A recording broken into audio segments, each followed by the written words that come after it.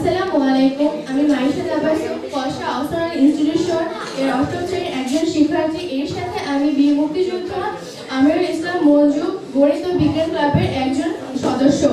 এখানে উপস্থিত সকল বিচারক মণ্ডলী এবং সকল অতিথিদের সম্মান জানিয়ে আমি আমার বক্তব্য শুরু করছি। আজকের বক্তব্যের বিষয় হলো মা।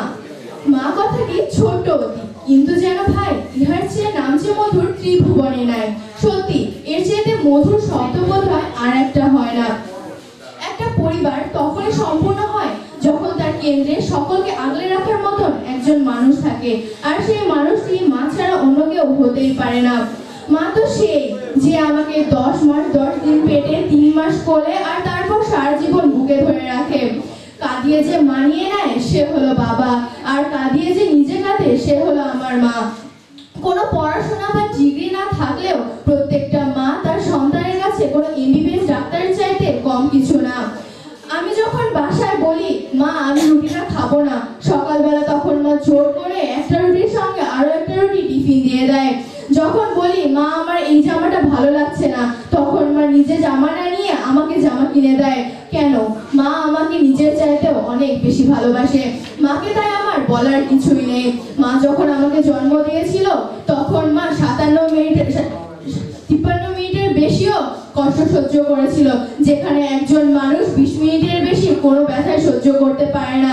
57 মিনিট যখন মা কষ্ট সহ্য করেছিল তখন সেই ব্যথার অনুভব হয় বৃষ্টির হাড় একসঙ্গে ভেঙে যাওয়ার। কিন্তু মা তো তখনও আমাকে বলেনি যে আমি এই ব্যথা সহ্য করতে পারছি না। মা তখনও বলেছিল যে আমার সোনামণি কোথায়। আমি জন্মের পর সবার প্রথমে মা আমাকে দেখতে চেয়েছিল। কেউ তো বলেনি যে আমার সোনামণিকে অন্য কোথাও নিয়ে যাও, আমার সোনামণিকে আমার কাছে দাও। মাই শুধু বলেছিল আমাকে একবারের জন্য হলেও আমার সোনামণিকে দেখতে দাও। মা তো সেই যে আমাকে না দেখেই ভালোবেসেছিল। মা তো সেই যাকে কিছু বলার আগে মা সব বুঝে যায়।